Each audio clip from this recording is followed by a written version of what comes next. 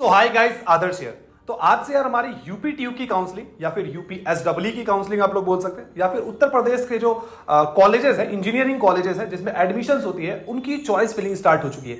Counselling यार पिछले month हमारा स्टार्ट हुआ था जब आप लोगों को रजिस्ट्रेशन वगैरह करना था, और आज से हमारी चॉइस फिलिंग स्टार्ट हो गई है। और चॉइस फिलिंग के लिए आप लोगों को बहुत ही कम वक्त दी गई है। अभी मैं आप लोगों को डेट्स भी दिखा दूंगा, टेंटेटिव डेट्स क्या है, और अभी मैं आप लोगों को यह भी दिखाऊंगा कि किस तरीके से आप लोगों को चॉइस फिल करनी है और किस तरीके से आप लोग अपने चॉइस प्रेफरेंस को सिलेक्ट कर सकते हैं कि कौन से कॉलेज को मैं ऊपर डालूं और कौन से कॉलेज को मुझे नीचे डालना है।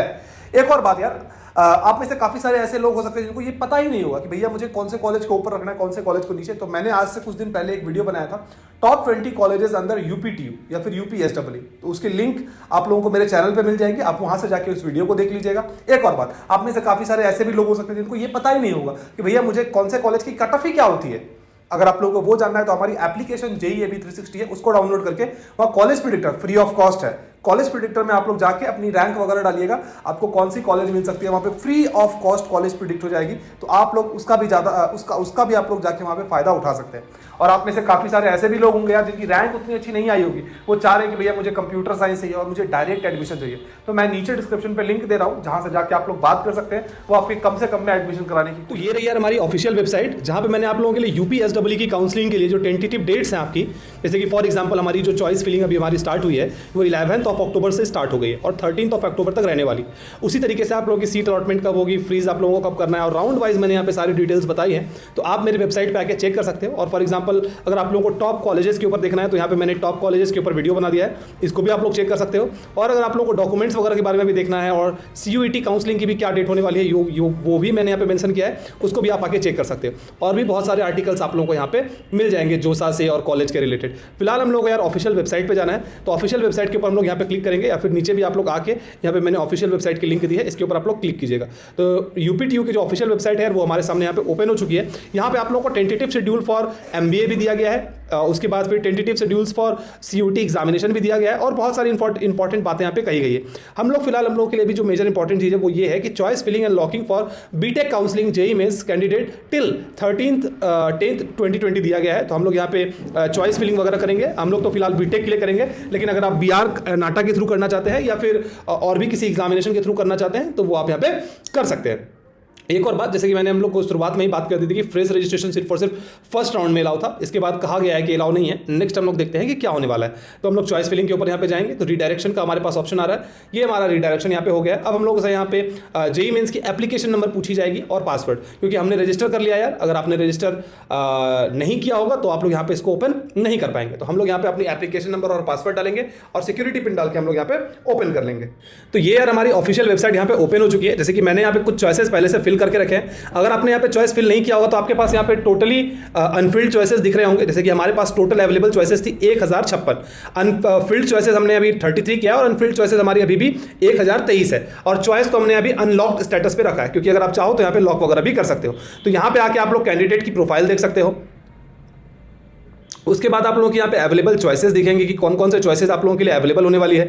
इसके बाद आप लोग यहाँ पे एक एक करके कॉलेज देख सकते हो। फॉर एग्जांपल आप इंस्टीट्यूशन टाइप किस तरीके का देखना चाहते हो, गवर्नमेंट एडेड या गवर्नमेंट सेल्फ फाइनेंस, जो भी देखना चाहो आप देख सकते हो। एक बात और यार, आप में से काफी सारे ऐसे लोग हो सकते हैं जिनको पता ही नहीं होगा कि भैया हम लोगों को किस तरीके से काउंसलिंग करनी है।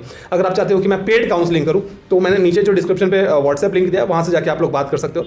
या फिर अगर आपको ऐसा लग रहा है कि मुझे भैया डायरेक्ट एडमिशन लेना है मैनेजमेंट कोटा से, क्योंकि 15% सीटें होती है, जिसमें से तकरीबन अभी 12-13% तो सीट कंप्लीट हो चुकी है, 2-3% सीट बाकी रह चुकी है। अगर आप मैनेजमेंट कोटा से भी एडमिशन लेना चाहते हो तो वहां से बात कर लीजिएगा, लेकिन ध्यान रहे मैनेजमेंट कोटा एक्सपेंसिव होता है, ठीक है। उसके बाद हम लोग यहाँ पे चॉइस फिलिंग एंड लॉकिंग पे आते हैं।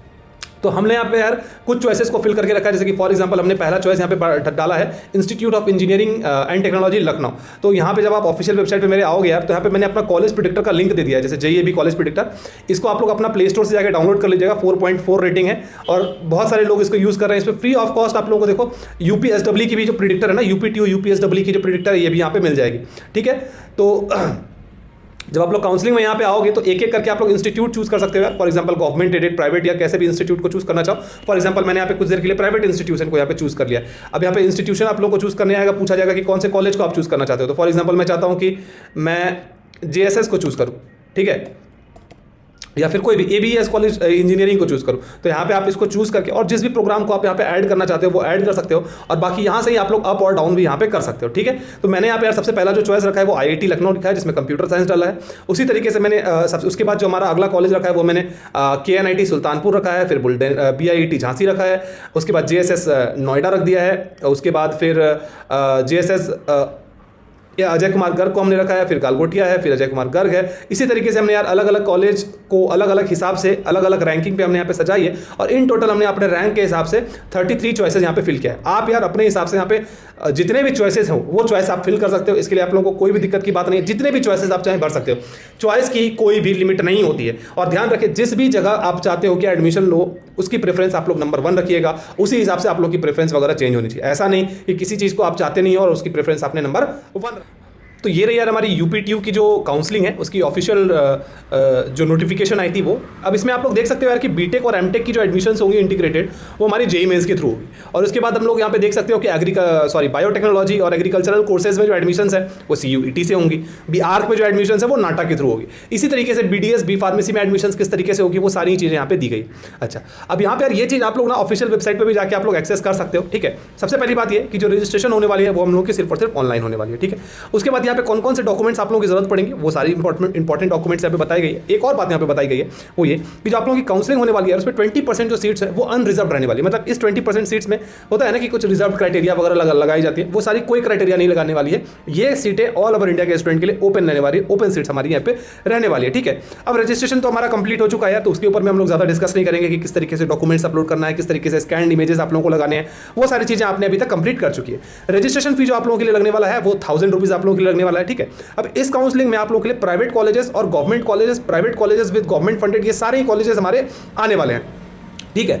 एक और बात, काफ़ी सारे बच्चे पूछते हैं कि भैया जो हमने काउंसलिंग के वक्त फी पेमेंट किया, बाद में हम लोग की चॉइस फिल किया, हम लोग को कॉलेज मिल गई और हम लोग क्या बाद में हम लोग को पैसे वापस मिलेंगे? तो नहीं यार, आप लोग के पैसे वापस नहीं मिलने वाले हैं अनटिल एंड अनलेस कि जब आप लोग की विड्रॉल की डेट है उस विड्रॉल की डेट से आप लोग पहले अपने काउंसलिंग से पीछे हट जाओ, ठीक है। अच्छा, अब यहाँ पे कुछ और इंपॉर्टेंट बातें जैसे कि एडमिशन्स किस तरीके से होने वाली है फर्स्ट ईयर के स्टूडेंट के लिए, वो सारी बातें यहाँ पे बताई गई है। BTech MTech के लिए आप लोग एक बार चाहें तो पॉज करके देख सकते हैं। सिमिलरली लेटरल एंट्री भी हो सकती है यार सेकेंड ईयर में आप लोगों के लिए, तो वो भी आप लोग एक बार यहाँ पे पॉज करके देख सकते हैं। लेटरल एंट्री का मतलब ये होता है कि फर्स्ट ईयर में नहीं, आप सेकंड ईयर में किसी कॉलेज में किसी सीट में एडमिशन लेते हो, ठीक है।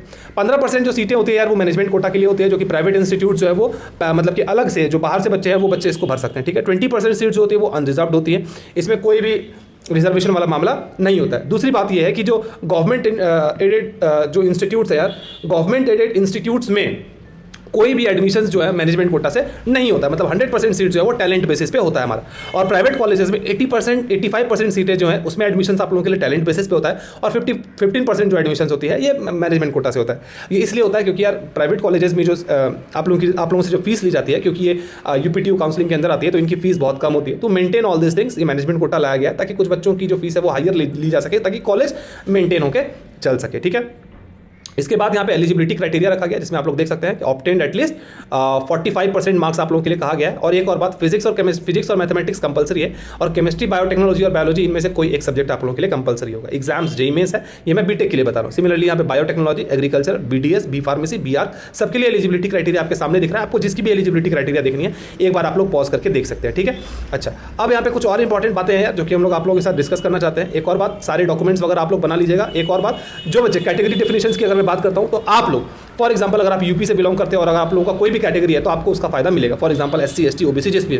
लेकिन अगर आप फॉर एग्जांपल बिहार से हो, दिल्ली से हो, कोलकाता से हो और आप चाहते हो कि भैया मुझे यहाँ से उन सारे कैटेगरी का फायदा मिले, तो नहीं। आप अगर बिहार झारखंड कहीं से भी है, यूपी से अगर आप नहीं हो तो आप लोगों के लिए जो भी कैटेगरी है वो जनरल कैटेगरी हो जाएगी। आप SC ST जैसे ही बिलोंग करते हो आपकी कैटेगरी काउंट होगी जनरल कैटेगरी, ठीक है। आपको उसका फायदा नहीं मिलने वाला। बाकी और सारी कैटेगरी यहाँ पे दी गई है और कितने % रिजर्व सीट्स आप लोग दी गई देख सकते हो। शेड्यूल कास्ट के लिए 21%, अब OBC के लिए 27%, अदर ट्राइब्स के लिए 2% और बाकी कुछ और रिजर्व सीट्स होती है जैसे फ्रीडम फाइटर्स के लिए है और ऐसे बच्चे मतलब और भी कुछ इंपॉर्टेंट है, देख सकते हैं। दिव्यांग है, फीमेल कैटेगरी के जो स्टूडेंट हैं उनके लिए जो सीट्स हैं वो 20% सीट्स यहाँ पे बुक कर दी गई है, मतलब रिजर्व कर दी गई।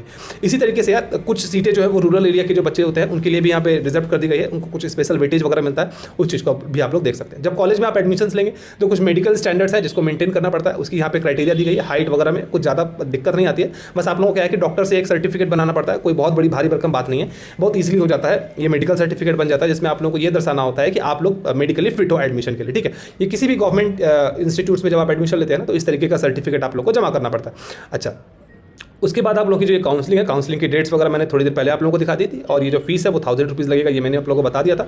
और ये ट्यूशन फी जो होने वाला है यार, गवर्नमेंट इंस्टीट्यूट्स की ट्यूशन फी है, प्राइवेट इंस्टीट्यूट्स की ट्यूशन फी है, इसे गवर्नमेंट तय करती है, जिसको आप लोग जाके ऑफिशियल वेबसाइट वगैरह पे देख सकते हैं। बाकी अगर आप लोग को टॉप कॉलेजेस के बारे में देखना है तो मैंने एक वीडियो बनाया था, उसके ऊपर आप लोग जाके देख सकते हैं। यहाँ पे कुछ सर्टिफिकेट्स हैं, जिस सर्टिफिकेट्स को आप लोग जाके ऑफिशियल वेबसाइट से प्राप्त कर सकते हैं।